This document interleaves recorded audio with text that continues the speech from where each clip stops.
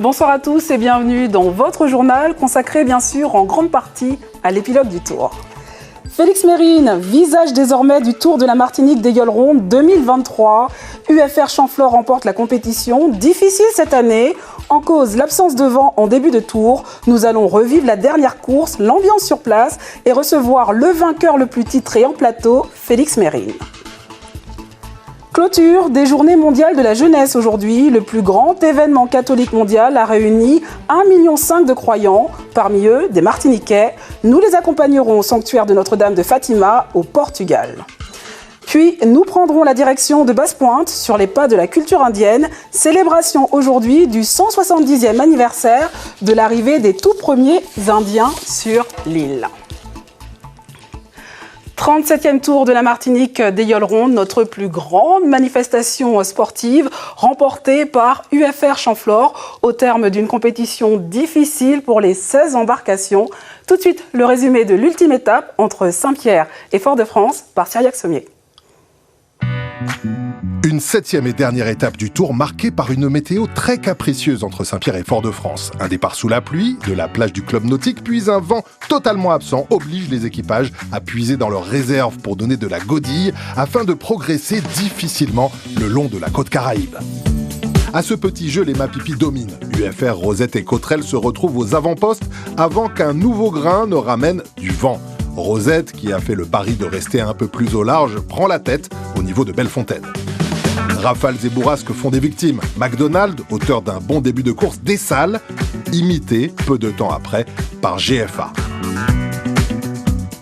Entre Schellcher et Fort-de-France, Rosette et UFR sont à couteau tiré et vacillent plus d'une fois dans des conditions toujours très variables et difficiles.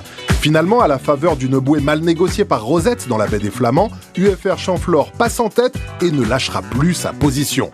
Félix Mérine offre donc la victoire d'étape à des supporters robertins survoltés tout en s'emparant d'un 11e titre pour entrer encore un peu plus dans la légende. 11 victoires à son palmarès. Le vainqueur cette année, c'est le patron de Yoles le plus titré.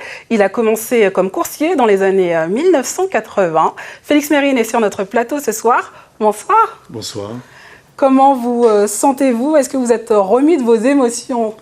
Ah ben oui, un peu, et puis soulagé. Parce que c'est vrai, ça a été un tour très difficile, très, très palpitant. Et d'ailleurs, ça a été bien pour le peuple martiniquais, pour le monde entier, de voir quand même un tour aussi serré. Et je dis aujourd'hui, c'est vrai, notre association Caracoli, on est fiers de ramener un 11e tour des Yoles au Robert. Alors, nous allons faire plus ample connaissance, apprendre à vous connaître. Vous êtes donc père de famille de 7 enfants, oui, chef d'entreprise. Tout de suite, portrait d'un grand patron, signé Cécile Marc, Christophe Averin et Marc-François Calmeau. C'est un peu le Teddy Riner de la mer. Félix Mérine, le patron le plus titré de l'histoire, a remporté aujourd'hui son 11e Tour des Yoles. Un exploit sans précédent pour celui qui a annoncé disputer son dernier tour. Et pour cause, l'homme a 61 ans. Félix Mérine et le Tour, une histoire qui commence dès 1990 avec la Yole Budget. Et il lui faudra beaucoup de volonté, se souvient son concurrent, ACO. Quand je me rappelle des années 80-90, avec Budget, il a perdu pas mal de tours au large de la Caravelle et de Grand-Rivière. Il était quand même seul contre toutes les Yoles du François. Et il a toujours été là et nous a donné une belle leçon. Et pour arriver à ce résultat, un mélange de rigueur, d'humilité, mais aussi beaucoup d'exigence envers ses hommes. C'est un homme humble, gentil, et il honore ce qu'il fait. Il est présent à l'écoute de tout ce qu'on a envie qu'il fasse, qu'il puisse faire avancer sa Yole. Et puis il faut être sérieux à côté de lui pour être un bon coursier. C'est surtout ça. Être sérieux, si tu n'es pas sérieux, c'est même pas la peine d'être là. Il faut travailler, il faut venir le mardi, le jeudi, le samedi matin, 3 fois par semaine. Je sais que c'est difficile, je sais que ça demande beaucoup, mais je leur dis, à la fin, vous voyez, on est à l'aise sur l'eau. Un acharné, un passionné, un acharné. C'est-à-dire que pendant 35 ans, il est dans le même état d'esprit. Il ne s'est pas tellement assagi. Et chaque fois qu'il prend le départ, c'est pour gagner. Et dans sa tête, c'est ça. C'est un instinctif. Quelquefois, il fait un choix en dépit du bon sens et puis il se révèle que c'est le bon choix. Ce tempérament de tête brûlée ne lui sert pas toujours. Pendant longtemps, UFR, c'était aussi l'aïeul des dessalages. Incapable de se laisser dépasser, Félix Mérine est parfois parti à l'attaque de ceux qui ne le menaçaient pas au classement général. Hier, face à Cotterêts, il a semblé plus sage. Mais son acharnement à la victoire a aussi obligé toutes les yoles à s'aligner. Il a commencé là, je n'étais pas encore né. Donc, comme on dit, il a ses expériences, il a ses qualités. Donc, après, c'est très bien qu'il soit là parce que ça me permet aussi d'évoluer sur la façon de naviguer, etc. Et puis bon, ça hausse aussi un petit peu le niveau. Je pense par rapport à lui, on a progressé aussi. On a progressé parce qu'il fallait mettre les bouchées doubles pour pouvoir courir contre Félix. Ce Tour 2023 est donc le dernier avec Félix Mérine comme patron. Il faudra du temps pour trouver un remplaçant à celui qui a été le principal animateur de la course depuis plus de 10 ans. Alors, quel est le secret de votre réussite? Les consultants disent que vous êtes le meilleur sur la remontée au vent. Oui, c'est vrai. Bon, vous savez, c'est pas d'aujourd'hui. C'est vrai, j'ai commencé tellement tôt. Je suis né vraiment à 100 mètres de l'eau, au Aubert, et que bon, c'est vrai, mes oncles, je suis né vraiment dans l'eau et les caisses d'eau morue, tout ça. J'ai fait des caisses d'eau morue, après j'ai fait les bébéoles. Et aujourd'hui, c'est vrai, je suis pas un gars très costaud, c'est vrai, et j'avais pas vraiment la force pour tirer une pagaie, mais la technique, j'ai appris la technique pour ne pas que ma pagaie touche beaucoup d'eau et effectivement, pour emmener ma yole vraiment au vent, convenablement.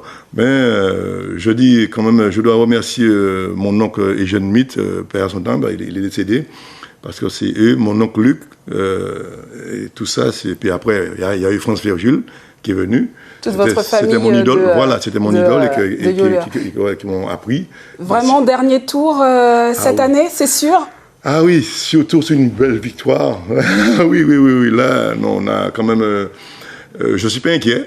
Je suis pas inquiet du tout. Les gens disent que oui, c'est vrai, ça va pas être pareil. Non, c'est pas vrai. Moi, aujourd'hui, je dis que il y aura pas peut-être d'autres Félix Mérine, mais il y aura d'autres noms. Hein, justement, la relève. Il y a deux noms qui circulent, Marc Daniel et Laurent Glany. Oui, vous savez, ce sont des jeunes qui sont bons, ils sont là. Bon, ben, puis il y a d'autres. Oui, c'est vrai. Mais bon, maintenant, il faut qu'on discute, que je les prépare. Enfin, je reste là avec eux. Je ne sais pas sous la gueule, mais du tout. Mais je vais rester là avec eux, leur préparer. Vous allez former. Et leur donner. Non, ils sont déjà formés. Pour moi, aujourd'hui, je pense que c'est. J'ai un très grand respect. Ils me respectent beaucoup, les jeunes, mais beaucoup. Et que. Quand je prends une décision, c'est vrai, c'est pas discuté. Et je pense que c'est ça qui manque à un jeune patron aujourd'hui. D'être écouté, même si, parce que moi j'ai fait beaucoup d'erreurs, hein, Mais si tout le monde croit qu'ils sont patrons, ils peuvent diriger. Bon, si dans une yole, il y a 4-5 personnes qui disent de faire un bord par là, un bord par ci, tu peux pas couper une yole en 2 ou en 3. Hein. Il y a une décision est prise, elle n'est pas bonne. C'est pas grave, mais on avance avec. Après, bon, il y a le debriefing, on va discuter, et j'explique toujours pourquoi j'ai fait ça, pourquoi j'ai pas fait ça. Maintenant, il faudra quelqu'un qui s'impose. Ah oui, non, c'est clair que je suis pas un dictateur, mais quand même, aux entraînements, je suis très dur. C'est vrai, la façon de faire, je suis très dur, mais c'est vrai que je le dis tout le temps. Après, on est toujours aussi. Si aujourd'hui on a gagné quand même, l'association a gagné 10 tours. 11 Coupes de Martinique, 12 championnats. Vous pensez bien que c'est pas un hasard. C'est pas un hasard, c'est que bon, on a travaillé, il y avait de la rigueur. J'avais un président, mon lui félicité, qui me suivait. Il était courtier. Avant, il y avait mon frère Fredo. Mais donc beaucoup de travail et beaucoup de rigueur. Non, on a beaucoup travaillé, vraiment beaucoup travaillé. On vous félicite à nouveau pour cette victoire. On va vous laisser puisqu'il me semble qu'il y a une grosse fête là qui se prépare au Robert avec un grand groupe à pied. Oui, deux gros groupes à pied au Robert. Toute la nuit, ce sera la fête, c'est ça? Je pense. Merci encore d'être venu sur notre plateau ce soir. Et félicitations. Merci à vous. Et pendant que vous étiez en train de décrocher la victoire du Tour, Rosette Lapaluzza, elle, remportait une épreuve inédite, une course de rapidité entre deux bouées. C'était la nouveauté offerte par Martinique la Première aujourd'hui. Nous voyons les hommes de Kenny Exili, de l'embarcation nommée L'Arme Fatale, récupérer leur prix. Ils ont passé 8 jours intenses à suivre la compétition minute par minute, en solitaire ou au cœur de la foule. Les supporters ont pleinement vécu la compétition. Delphine Bess et Jean-Marc Kenenga étaient à leur côté à Fort-de-France. Seul au monde, sur le quai de la Pointe-Simon, Bernadette s'accroche à son parasol. Et bien que sa tenue soit discrète, elle est bien supporter. Oui, je supporte l'Aïeul Rosette, bien sûr. Ah oui, jusqu'au bout. Qu'elle arrive la première, qu'elle arrive la dernière, Rosette sera toujours ma Aïeul favorite. Si certains préfèrent garder leur distance avec la foule, c'est qu'ils peuvent suivre la course de n'importe où sur nos médias. En direct sur Martinique Première en plus, hein, et puis sur place. Un petit peu à l'écart quand même. Un petit peu à l'écart parce que j'ai une jambe. Donc sauter dans l'eau, se faire bousculer et tout, non, c'est pas mon truc. Et puis j'aime bien, on voit tout, de loin on voit tout. Hein. À l'écart, c'est pour mieux voir déjà l'arrivée des yoles et puis on est plus à l'aise, on est au frais, voilà, tranquille. Des fois, on n'a pas envie de mouiller trop bonnet.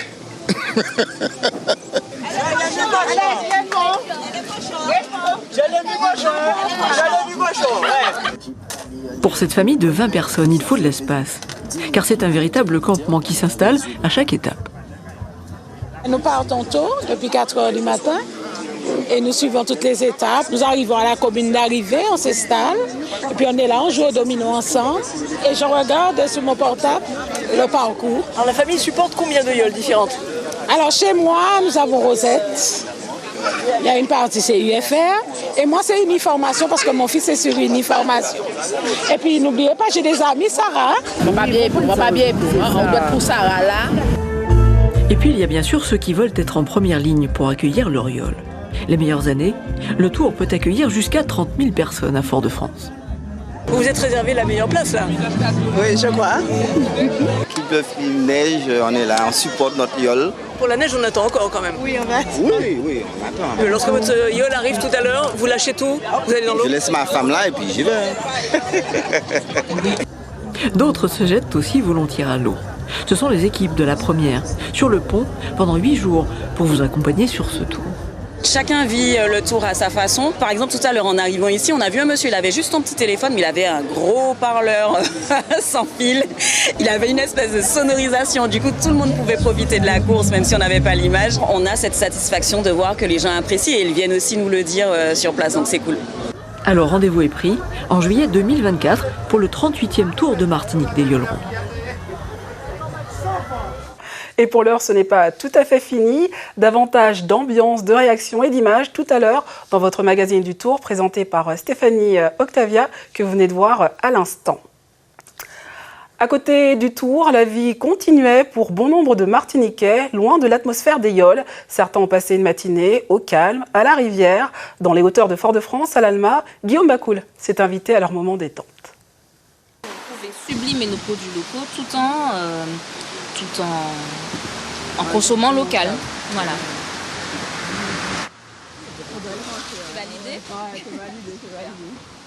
Petite pause culinaire loin du tumulte et de l'effervescence du centre-ville. Pour ces excursionnistes, cette semaine de Tour de Martinique des Yoles Rondes aura d'abord été l'occasion de s'aérer.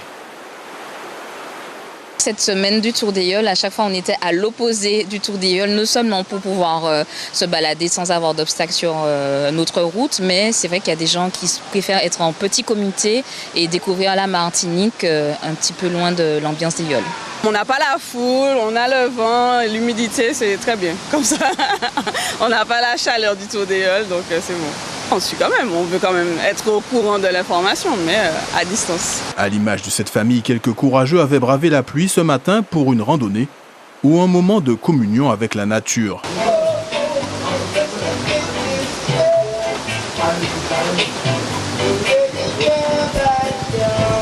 Moi, je me couche quand l'eau, je vais écouter, mais je contacte puis la nature. Donc, ça pas dit mal. UFR, Au final, sur les hauteurs de l'Alma aussi, les yoles rondes ne sont jamais bien loin. Si ce groupe de randonneurs fans du FR Champfleur ne s'est pas jeté à l'eau, il a tout de même célébré dignement le 11e titre de Félix Mérine. Le plus grand rassemblement catholique a pris fin aujourd'hui au Portugal. Les Journées mondiales de la jeunesse ont réuni 1,5 million de fidèles cette année, parmi eux de nombreux Martiniquais. Durant ce rituel, le pape a visité le sanctuaire de Notre-Dame de Fatima, où la Vierge Marie serait apparue à 3 enfants. Nora Nonet et Mourad Bouretima y étaient. Maman Marie est très importante pour nous et nos mères sont importantes pour nous. Dans nos îles. Ce petit groupe de pèlerins martiniquais de la communauté du Chemin Neuf ne pouvait pas vivre ses JMJ au Portugal sans fouler le sol de Fatima. Une des étapes du sanctuaire, le chemin d'expiation. Et c'est à genoux que les fidèles se rendent au pied de la Vierge Marie. Près de 200 mètres que les pénitents sont ravis de parcourir ensemble. J'ai pu le faire avec maman. Maman allait jusqu'au bout, mais moi je suis pas allée jusqu'au bout. Donc chapeau à maman, et moi j'ai pas pu. Fatima, petite ville de 12 000 habitants, c'est ici en 1917 que la Vierge Marie serait apparue à plusieurs reprises à ses 3 bergers. Être sur le lieu d'apparition de la Dame du Rosaire, un moment émouvant pour ces jeunes catholiques. J'ai vraiment ressenti une présence, une autre atmosphère en fait. Et franchement, ça m'a beaucoup marqué. Ce lieu est un lieu important et que la Vierge Marie est donnée pour modèle pour les jeunes. C'est cette fille de 15 ans qui a accepté d'écouter Dieu et de croire en Dieu, de faire confiance pour que nous puissions avoir Jésus qui s'incarne pour nous. Et c'est sous le patronage de la Vierge Marie que le pape François a justement choisi de placer ces Journées mondiales de la jeunesse. Pour lui, cette figure chrétienne permet aux jeunes fidèles d'aller de l'avant. Savoir qu'il y a une espérance au niveau des jeunes, qu'il y a des jeunes chrétiens qui sont vraiment fiers de parler de leur foi pleinement, qui soient vraiment des missionnaires de feu, qui soient vraiment prêts pour ça. Partager des moments avec d'autres jeunes qui partagent aussi cette foi et rencontrer de nouvelles personnes vraiment de tous les horizons. Et je trouve ça vraiment très beau qu'on soit tous ensemble dans le même objectif, dans le même optique. Une dévotion mariale qui rassemble. La délégation venue des Antilles attend d'autres grands moments, la veillée et la messe dominicale avec le pape François qui clôtureront ces Journées mondiales de la jeunesse. En Guadeloupe, K-Dubs Kings de la Vendée remporte la 2e étape du Tour cycliste entre Morne-à-l'Eau et Port-Louis-Longue, 162 km. Cadwick Moore de la team américaine Project Echelon Racing conserve le maillot jaune du leader en prenant la 5e place de l'étape. Quant au premier Martiniquais du jour, c'est Michael Stanislas. Il pointe à la 317e place à 4 secondes du vainqueur. À la 5e place, pardon. Merci. C'était il y a 170 ans, un bateau accosté à Saint-Pierre, à son bord, les tout premiers Indiens débarquant en Martinique. Aujourd'hui, à Basse-Pointe, l'association Rando Sans Frontières célébrait cette arrivée au programme Contes et plats typiques. Caroline Antich-Martin et Marc Balsa. Après 3 heures de marche, les randonneurs reviennent au point de départ, l'habitation Gradis à Basse-Pointe. Dans quelques minutes, leurs efforts seront récompensés par un savoureux repas indien. Mais d'abord, petite leçon d'histoire sur 170 ans de présence indienne. Les Indiens avaient un contrat de travail de 5 ans. De ce contrat-là, il était prévu d'avoir un lieu de culte. Par force, les Békés sont obligés de donner un lieu. Donc les temples ici sont communautaires, alors qu'en Guadeloupe, chacun a son temple chez lui. Les Antillais ne connaissent pas la vraie histoire des Indiens qui sont arrivés ici en travailleurs immigrés avec des contrats et qui ont remplacé les esclaves. Et ça a créé une amusité avec les anciens esclaves, quoi. Et pendant longtemps, on a été rejetés par tout le monde. Là, ils viennent avec notre vision, ils veulent savoir notre apport sur la communauté antillaise. Parmi ces apports, l'utilisation des plantes comme le moringa, ici consommé en jus. Et bien sûr, le fameux colombo, son nom est d'ailleurs dérivé du terme tamoul kulbu. Alors, panialon, vadé, jiomon pectou, bandie poulet et riz. Le plat s'appelle le kolbou en fait, c'est ça. C'est tout ça qui représente le kolbou. Un festin attendu impatiemment par les marcheurs. Ils étaient une cinquantaine aujourd'hui, dont Charlie et Marie. Verdict. Content, satisfait, j'ai bien marché, bien transpiré, et bien, je vais bien manger. Il y a toujours des choses à découvrir parce qu'on vit en Martinique, mais il y a plein d'endroits qu'on ne connaît pas. On pense connaître et tout, on traverse une commune et tout, mais il y a tellement de choses à découvrir. Marcher et apprendre, c'est d'ailleurs le principe de ce rando-tour.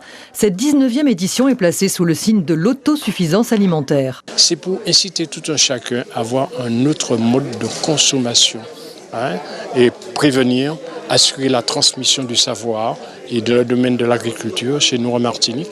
Je crois qu'il y a beaucoup de choses à faire. Avis aux carnivores, le prochain rando-tour prévu le 9 août sera consacré aux moutons de Sainte-Anne. C'est la fin de votre édition, marquée bien sûr par la victoire du FR Champflore, 37e tour de la Martinique des Yoles Rondes et 11e trophée pour Félix Mérine. En direct, il nous a fait part de sa grande émotion. C'était sa toute dernière compétition. Votre tranche d'information se poursuit. Nous nous retrouvons dans un instant pour votre journal international. Mais avant, nous nous laissons dans une ambiance carnaval, oui, en plein mois d'août. Pour la première fois cette année, le Lamentin a accueilli les vacanciers avec 7 groupes à pied. Les images de Jean-Marc Kenenga.